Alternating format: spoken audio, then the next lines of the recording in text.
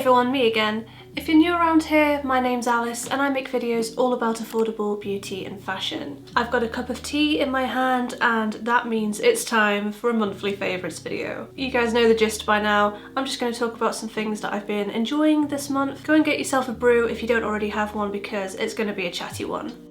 So as always, I'm going to start with makeup. I definitely haven't been wearing a full face of makeup every single day in April for obvious reasons, but every now and again I really enjoyed just going through my collection and maybe putting on one or two products, not a full face, but just playing with makeup again. That was just like a really oddly comforting thing that I've been doing over April. My skin has not been having a good time over the last month or so sometimes I would just do my base and then leave it at that. I've been having a lot of problems with skin redness recently, more so than usual. I think it's the stress of everything that's going on in the world, or maybe it's something really straightforward like I'm not drinking enough water, who knows. But either way, because my skin redness was just so bad, I've been reaching for foundations that are a bit darker than usual. I think I've mentioned that in a couple of my recent videos and get ready with me's and stuff like that. So because I needed a darker foundation than usual, my options were a bit limited, but I did find two in my collection that fit the bill. So the first one is this one from Maybelline. This is their Dream Satin Liquid Foundation in the shade 03 True Ivory. So I originally bought this a couple of years ago when it first came out, and I do have a review of the shade below this in 02, which is a much lighter shade. But when I used that up and repurchased it, I did decide to go for the shade up. Shade 2 was always a little bit too pale even for me, so when I repurchased it I did go for the shade up, but this is maybe a little bit too dark for most of the year.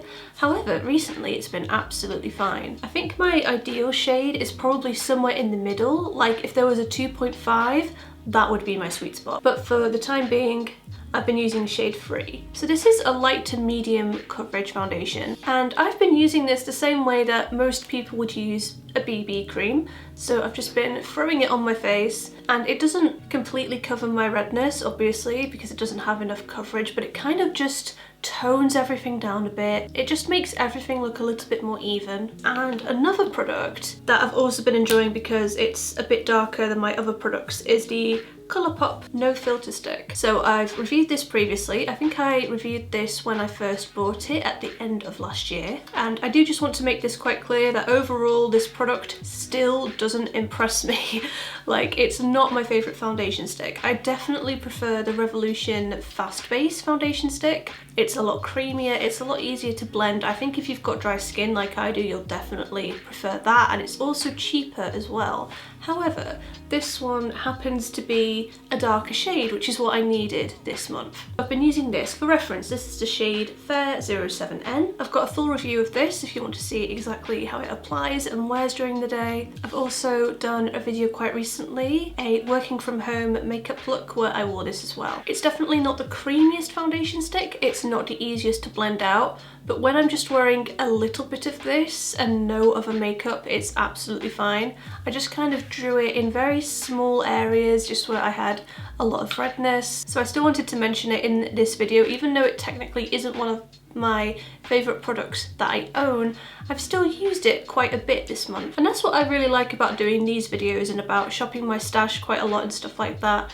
I kind of reuse stuff that maybe isn't my holy grail makeup, but I still find ways to get use out of all my products. And I'm really trying to do that a lot more this year. I've also been reaching for my Technic Get Gorgeous liquid highlighter, but obviously on my skin tone, I use this as a liquid bronzer because I'm just so pale. It's a really, really beautiful product when used as a liquid bronzer. I think I've worn this in at least one of my Get Ready With Me's or makeup tutorials or something like that, so I'll find a video where I've used this and link it down below. Basically, I just chuck this on the outer edges of my face, just in a kind of free shape. I either do it before or after foundation, just depending on the kind of finish that I want to go for and how obvious I want it to be. And it works really well. It just blends so beautifully. I've really been enjoying this, and I'm probably going to wear it quite a lot in the summer as well. So yeah, I really like this. If you're a similar skin tone to me, or maybe a bit paler, and you've been looking for a liquid bronzer but they all look a bit too orange, maybe give this one a try. I think you can get this on Fragrance Direct for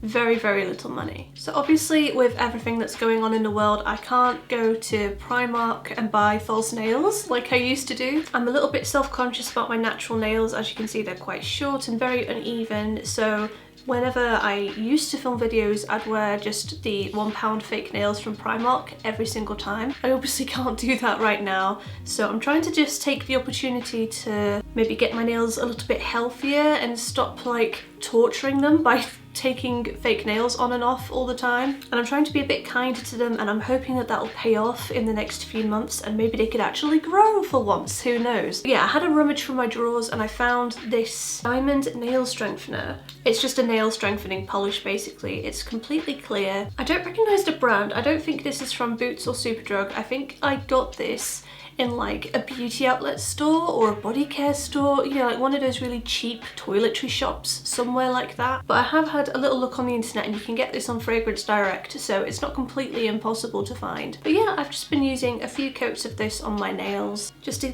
get them looking a bit shinier but also feeling a bit stronger as well. They're quite thin and fragile and they break really easily because I've been picking at them and biting them for nearly 30 years. What do you expect? So this has just really been helping them to feel a bit stronger during the day. I don't know if it's as good as something like the OPI Nail Envy, which I remember trying a few years ago and the results were pretty miraculous. I'm seriously considering picking that up again. But it's nice and it's been doing the job, and I'm sure when my nails are long enough to start painting various colours, this will be a really nice base coat as well. So I don't always bother with lipstick at the moment because I'm not really doing a full face of makeup, but I've really been liking the Maybelline Baby Lips in Cherry Me. It just gives a nice little pop of colour. It's really nice on its own, but when I have been doing actual makeup like I'm wearing right now, I've been wearing it with this. This is the Colourpop, what's it called? I can't remember the name of it, but it's this like lip pencil thing. You've seen this a million times, but it's the Colourpop lip pencil thing in the shade Gimme Small. It's one of their nude shades. And today I'm actually wearing both of them. So I just dab on a bit of this and then I put a little tiny bit of this over the top. I haven't been going for like a full on lip look recently. This has just been a nice natural looking colour for me. I really like using these two things together. They're also both perfectly fine on their own as well, but yeah, I've really been loving both of them. And even though I haven't been doing a full face of makeup a lot, I've still really been enjoying playing with this eyeshadow palette I got from Colourpop. I've actually done a first impressions review on this. This is the Making Mauves eyeshadow palette. I'm wearing it today. Sometimes when I was feeling a little bit overwhelmed this month, I would just kind of take a moment and just play around with this palette a bit and just put a bit of colour on the lids, even though I wasn't wearing anything else on my face. I just found it a really fun thing to do. But I do really like this. I think it's a really beautiful palette if you've got a similar colouring to me. I've really been enjoying this shade in the crease. It's a nice lavender colour. I'm wearing this shade on the lid today, which is really beautiful. But if I wanted something a little bit deeper, a little bit more dramatic, I'd probably reach for the two shades right here. They're both really beautiful. I did swatches in my first impressions video as well if you want to see how everything looks, but this is just such a beautiful palette and I've been using it so much since I first picked it up.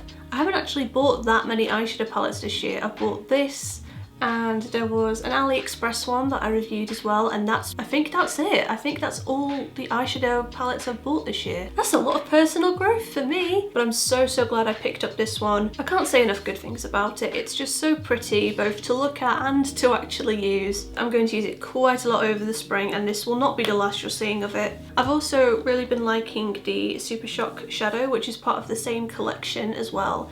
This is the shade Day Tripping. So I think last month I mentioned that I'd been using a couple of Super Shock shadows from Colourpop just as eyeshadow toppers. So there was Ladybird and Frog, which both of them I still absolutely love. They're beautiful eyeshadow toppers, but I've definitely been adding this one into the mix as well when I have been bothering to wear eyeshadow. So just like the other Super Shock shadows I own, I kind of wear this on top of other shimmery eyeshadows just to bring in a bit of extra glitter, a bit of extra sparkle to make it look really wet and metallic. And this is just so pretty for that. It's such a nice shade, especially for spring. So yeah, whenever I've been wearing eyeshadow this month, I've really only been reaching for these. I haven't used any of my other palettes, I don't think. And then in terms of makeup, that's pretty much it. I obviously haven't been wearing makeup that often, so I don't have as many makeup products to talk about, but I did do something with my hair. Maybe you noticed, maybe you didn't, it's fine either way. So I hadn't really done anything with my hair for a long time.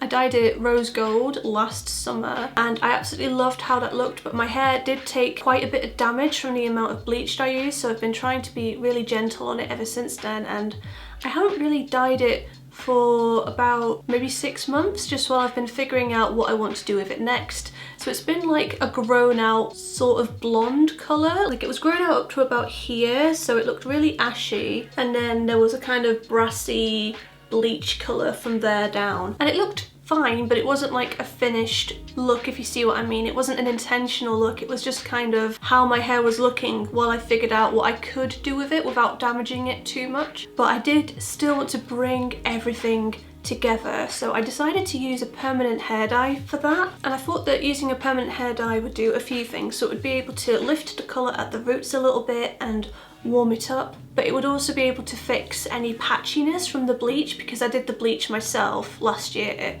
So there were definitely bits where some areas were a bit spotty, a bit patchy. So I was hoping that a permanent hair dye would kind of lift the root but also kind of darken up the dodgy bleached areas. And I had a look around. Hair dye is so hard to find at the moment. I don't know what it is, but I think lots of people are panicking about not being able to go to the hairdresser. So finding any permanent hair dye, let alone one in the colour that I wanted, was very, very difficult. But eventually I struck gold and I found this on the Boots website. So this is the Clairol Nice and Easy. This is the shade 8G, medium honey blonde. And on the box, this basically looks like a slightly blonder version of my natural hair colour. I wish I'd filmed myself putting this on actually, because it turned out a lot better than I thought it would. Because I dye my own hair, it's always like 50-50, could go either way, but it actually looks really good and I'm really, really happy with it. My hair was lots of different tones, so there were bits that were really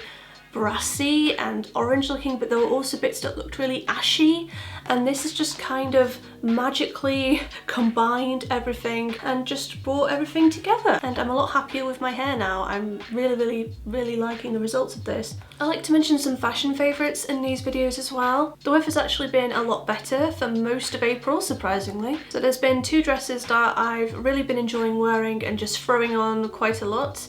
I wore both of them in my working from home lookbook that you'll have already seen. So the first one was a dress from ASOS, which I've worn in quite a few videos. I've worn it in a few lookbooks and things like that. It's one of my favourite pieces. It's really soft and comfortable, and I love the floral pattern on it as well. That's been a really nice piece to just throw on. I've been loving wearing dresses because I don't really have to think about putting an outfit together. It's just one thing that you put on and then you're done, that's it. Another dress is from New Look. I've been loving that too. I really like the length and the sleeve design of that dress, but I've really been loving both of them and wearing them quite a lot.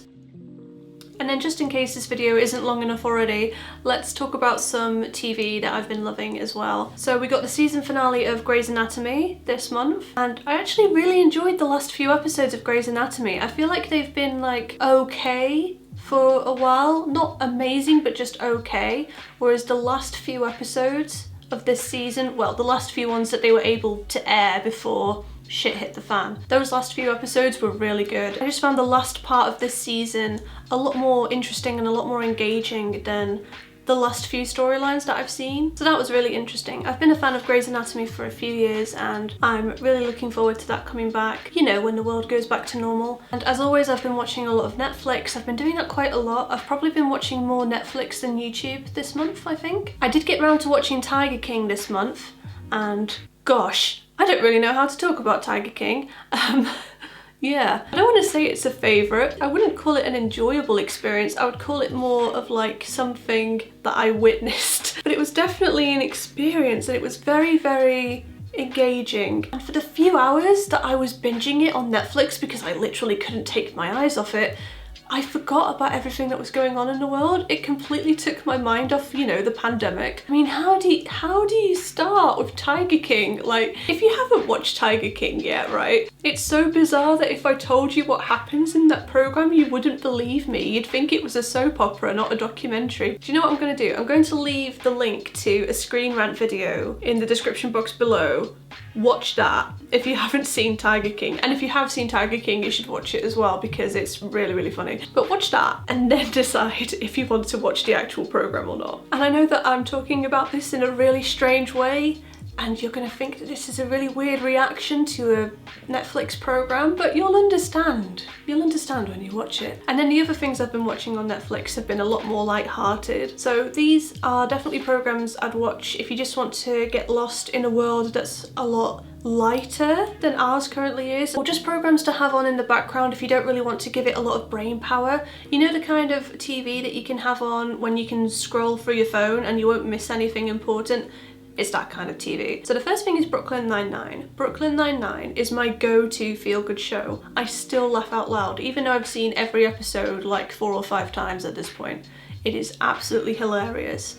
I love that program, and I always will. It's just so funny, it's so entertaining, it's just feel-good TV. Personally, there's a lot of things that I'm finding really overwhelming to watch at the moment. Like, I can't watch anything that's too tense or anything that's quite serious, anything that involves crime, because I'm just too on edge. I'm too anxious from everything that's going on. So when I'm turning on Netflix, I'm looking for stuff that's really, really easygoing, doesn't require too much concentration. Brooklyn Nine-Nine, perfect for that. I think if you really like Friends, you'll really like Brooklyn Nine-Nine. This is like the millionth time I've rewatched it, but I've also discovered something new. So I've started watching Gilmore Girls, finally. I'm like the last millennial woman in the universe to get around to watching Gilmore Girls, I know. But I finally started it this month, and that's been really fun to watch. It's made me realise how much I don't miss being a teenager at all. God, being a teenager sucks, doesn't it? But it's really, really interesting because most people my age watched it growing up and they probably relate to Rory quite a lot, but I'm actually closer to Lorelai's age. So it's been really fun because I can actually relate to both of them in different ways, because I remember being a teenager vividly. It haunts me. So I can relate to a lot of stuff that Rory's going through. But obviously I am closer in age to Lorelai, even though I don't have her life experiences yet. Like, I don't have my own house or children. My career isn't really going as well as hers, if I'm being honest. Even so, I can relate to both of them in different ways. So it's been really fun, and it is quite funny as well. It's also been really interesting because I am a big fan of Supernatural, and the actor who plays Sam is in Gilmore Girls, and he looks so young, so that's just been hilarious. But yeah, that's been really fun, really light-hearted as well. That's another thing that you can just put on in the background and go on your phone or whatever it is you do when you're watching Netflix. And I think I'm just gonna wrap up the video here because I've been rambling for a really long time, and I know that it's gonna take me ages to edit this video. But I really hope you enjoyed watching this, and I hope it took your mind off things for however long this video is. Let me know in the comment section down below what you've been enjoying this month, whether that's makeup or fashion or something on Netflix. Let me know in the comment section and we'll all have a good natter down there. If you're new around here and you've made it this far into the video, you might as well subscribe. Come on. I'm trying to stick to my schedule of uploading twice a week. If I miss a video, sorry, it's just because my brain isn't working right now, if I'm being honest. Stay safe, you guys. I'll see you next time. Bye.